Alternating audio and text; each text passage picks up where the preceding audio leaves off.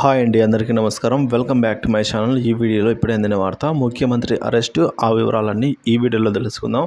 Video ఎక్కడే కానీ skip చేయకుండా ఎండ్ వరకు చూడండి, అప్పుడు పూర్తి ఇన్ఫర్మేషన్ అర్థమవుతుంది. అలాగే వీడియో నచ్చినట్లయితే లైక్ చేయండి. ఇంకా సబ్స్క్రైబ్ చేసుకున్నట్లయితే మన ఛానల్ని సబ్స్క్రైబ్ చేసుకోవడం ద్వారా నేను చేసే ప్రతి ఒక్క వీడియో మీ వరకు రీచ్ అవుతుంది.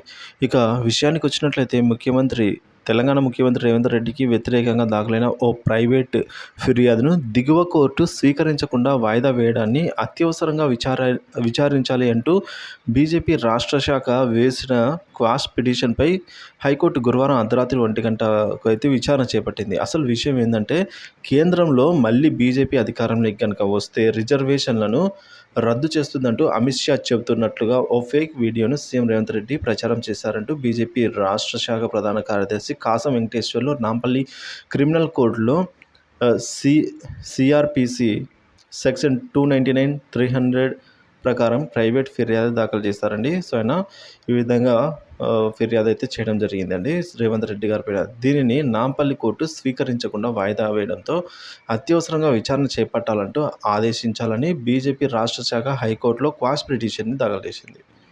సో దిగువ కోర్టు ఆదేశాలను కొట్టివేయడంతో పాటుగా ప్రైవేట్ కంప్లైంట్ను విచారణకు స్వీకరించేలా ఆదేశించాలని కోరడం జరిగిందండి బీజేపీ రాష్ట్ర శాఖ.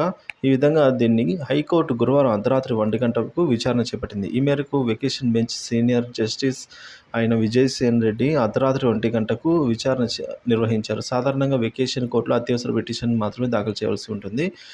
గురువారం వెకేషన్ బెంచ్ జాబితాలో ఉన్న కేసులు విచారణ పూర్తయి ఈ కేసు వచ్చేటప్పటికి సమయం అయితే అర్ధరాత్రి 1 గంట అయింది. అయితే బీజేపీ రాష్ట్ర శాఖ దాఖలు చేసిన పిటిషన్ను అత్యవసరంగా విచారించాల్సిన అవసరం లేదని, అర్ధరాత్రి 1 గంట వరకు విచారించాల్సిన ఆ టైంలో విచారించేంత ముఖ్యమైన విషయం కాదని హైకోర్టు వ్యాఖ్యానించింది. ఈ కేసుకు సంబంధించిన వివరాలు ఏంటో తెలుసుకొని చెప్పాలి. రాష్ట్ర పబ్లిక్ ప్రాసిక్యూటర్ అయిన పల్లె నాగేశ్వరరావుకు హైకోర్టు ఆదేశాలు ఈ విధంగా జారీ చేసింది. సో మరి అంతకుముందు పిటిషనర్ తరపున న్యాయవాది హంస దేవినేని గారు వాదనలు వినిపిస్తూ ప్రైవేట్ కంప్లైంట్ దాఖలు చేసి 45 రోజులు అవుతుంది. చట్ట ప్రకారమే ఇలాంటి ఫిర్యాదులపై రోజువారీ విచారణ చేపట్టాల్సి ఉండగా మెజిస్ట్రేట్ సుదీర్ఘకాలం వాయిదా వేశారని పేర్కొన్నారు. సీఎం రేవంత్ రెడ్డికి రోజు రోజుకి రెచ్చగొట్టే ప్రసంగాలు కొనసాగిస్తున్నారని, అన్ని సామాజిక మాధ్యమాల్లో అందుబాటులో ఆయన చేసిన వ్యాఖ్యలన్నీ కూడా అన్ని మాధ్యమాల్లో ఉన్నాయి అని, తమ ఫిర్యాదును జూలై 3కు వాయిదా వేయడాన్ని కొట్టేసి అత్యవసరంగా విచారణ చేపట్టేలా దిగువ కోర్టుకు ఆదేశాలు జారీ చేయాలని కోరారు. ప్రభుత్వం తరఫున పబ్లిక్ ప్రాసిక్యూటర్ పల్లె నాగేశ్వరరావు వాదనలు వినిపిస్తూ దిగువ కోర్టు ప్రైవేటు ఫిర్యాదులను కేవలం వాయిదా మాత్రమే వేసిందని, దానిపై హైకోర్టులో క్వాష్ పిటిషన్ వేయడం చెల్లదని పేర్కొన్నారు. అర్ధరాత్రి విచారించాల్సినంత అత్యవసరమైన విషయం ఇది కాదని, ఈ పిటిషన్లో ప్రభుత్వ వాదన వినకుండా ఎలాంటి ఆదేశాలు ఇవ్వకూడదని పేర్కొన్నారు.